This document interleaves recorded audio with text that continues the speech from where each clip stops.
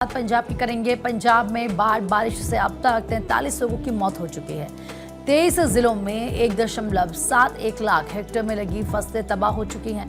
पंजाब के 1900 से ज्यादा गांव बाढ़ से इस वक्त प्रभावित हैं, तो वहीं बाढ़ से 3,84,000 लोग प्रभावित हैं। आपको बता दें कि 20,000 से ज्यादा लोग सुरक्षित जगह पर पहुंचाए गए हैं। सेना, एसडीआरएफ, एनडीआरएफ राहत बचाव कार्य में जुटी हुई है। तो देखिए किस तरीके से पंजाब में अब तक 43 लोगों की मौत हो चुकी है। 3 लाख से ज़्यादा लोग सीधा बाढ़ से 3,84,000 से ज़्यादा लोग बाढ़ से प्रभावित हैं और ऐसे में लोगों तक राहत पहुंचाई जा रही है। एनडीआरएफ, एसडीआरएफ की टीमें लगातार लोगों की मदद यहां पर कर रही है। लेकिन आप सोचिए, सबसे ज़्यादा अगर आप कह सकते हैं कि इस वक्त कहीं पर हाहाकार मचा हुआ है बाढ़ से, तो ये पंजाब है, क्योंकि 1900 से ज़्यादा गांव हैं जो इस वक्त जलमग्न हो चुके हैं। लोगों के घर डूब चुके हैं, फसलें बर्बाद हो चुकी हैं, किसानों का रो रो कर बुरा हाल है। कड़ी मेहनत से खेतों को तैयार किया था, लेकिन आज वो खेत पूरी तरीके से बर्बाद हो चुके हैं। लोग अपने घरों को छोड़कर दूसरी जगह पर जा रहे हैं, उनको शिफ्ट किया जा रहा है। और सोचिए कि 43 लोगों की मौत अभी तक हो चुकी है, तो वहीं 3,84,000 लोग बाढ़ से सीधा प्रभावित हैं। सेना ने मोर्चा संभाल लिया है। एनडीआरएफ, एसडीआरएफ की टीमें लगातार लोगों का रेस्क्यू कर रही है, लोगों तक मदद पहुंचा रही है। इसके अलावा तमाम जो हाथ हैं इस वक्त आगे आ रहे हैं पंजाब की मदद के लिए।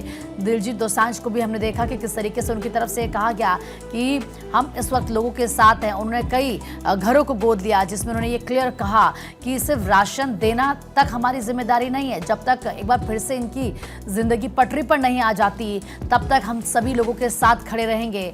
लेकिन ऐसे में लोग लगातार यहाँ पर आस लगाए बैठे हैं कि ज़्यादा से ज़्यादा मदद उन तक पहुँचाई जाए।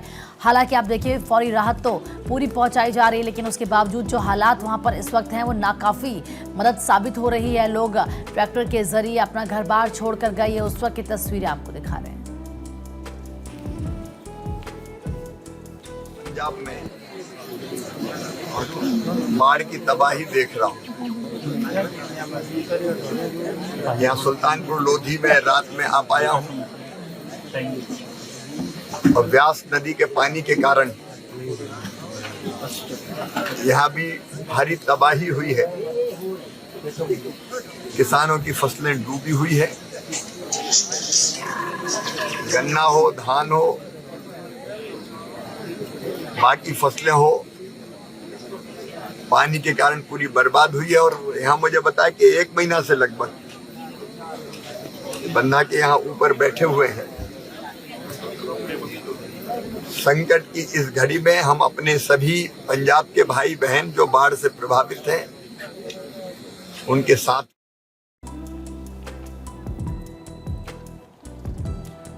और इसी बीच थानेश्वर जुड़ गए हमारे साथ और ज्यादा जानकारी लेकर। थानेश्वर, क्योंकि जो तस्वीरें पंजाब से सामने आ रही बहुत ज्यादा वो कष्टदायक हैं। लोग रोते बिलखते वहां पर नजर आ रहे हैं। कई भावुक कर देने वाली तस्वीरें भी हम देख चुके हैं। फिलहाल क्या स्थिति है?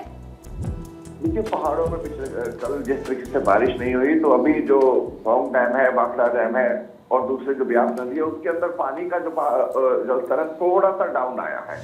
तो ऐसे में लोगों को तो एक तरफ से राहत की सांस मिली है कि अब और पानी आने की संभावना कम नजर आ रही है। वहीं दूसरी तरफ पानी जिन घरों में भरा हुआ है वो घरों से पानी अभी निकल नहीं पा रहा है, जिससे लोगों को अत्यधिक परेशानियों का सामना करना पड़ रहा है। क्योंकि पिछले 1 हफ्ते से घरों के अंदर पानी भरा हुआ है। ऐसे में घरों की जर्जर हो चुके हैं और घरों के किसी भी समय वो घर गिर सकते हैं। ऐसे में लोगों की चिंता और बढ़ती जा रही है कि घर आखिर ये पानी जब उतरेगा तो हम अपने घर के अंदर जाएं कैसे, क्योंकि बहुत ज्यादा रिस्की है। कई मकान गिर चुके हैं। अब जिन्होंने अभी एक छत्रवाल गांव के अंदर एक व्यक्ति ने 2 करोड़ रुपए लगाकर कोठी बनाई थी, पूरी पेंट होने के लिए पेंट भी आ चुका था, लेकिन दरिया आया, दरिया ने उसकी पूरी नींव बिठा दी और 2 करोड़ की कोठी पूरी जिम्मेदार हो गई। तो ऐसे हजारों घर है पंजाब के अंदर। तो ऐसे में लोगों को अंदर सता रहा है कि अब मकान गिर ना जाए। इसके साथ साथ स्नेक बाइट की शिकायतें बहुत ज्यादा आ रही हैं, क्योंकि जो सांप के जो बिल है उनके अंदर पानी भर गया, सांप सारे बाहर आ चुके हैं पानी में। और कोई भी व्यक्ति अगर पानी से निकलता है तो कहीं भी उसे सांप के काटने का डर लगा रहता है। ऐसे जहरीले कीड़े और कई तरह की बीमारियां फैलने की संभावना नजर आ रही है। ऐसे लोग में लोगों को अब अत्यधिक परेशानियों का सामना करना पड़ रहा है। हालांकि प्रशासनिक अधिकारी हर तरह की चेतावनी जारी कर रहे हैं, एडवाइजरी जारी कर रहे हैं, लेकिन जिसका घर है, जो मकान है, घर है, जमीन है, वो वहां तक जाकर देखना चाहता है कि कितना पानी उतरा है, क्या उतरा है। एक ललक होती है कि हाँ मैं अपने घर पहुंचूं, घर का संभालू, घर को कि क्या नुकसान हुआ है, क्या हुआ है। उसी इच्छा से ही काफी ज्यादा नुकसान हो रहा है लोगों को। कल तक जो करोड़ों रुपए के मालिक थे, बड़ी बड़ी कोठियां थी, आज वो बिल्कुल रोड पर बैठे हुए हैं।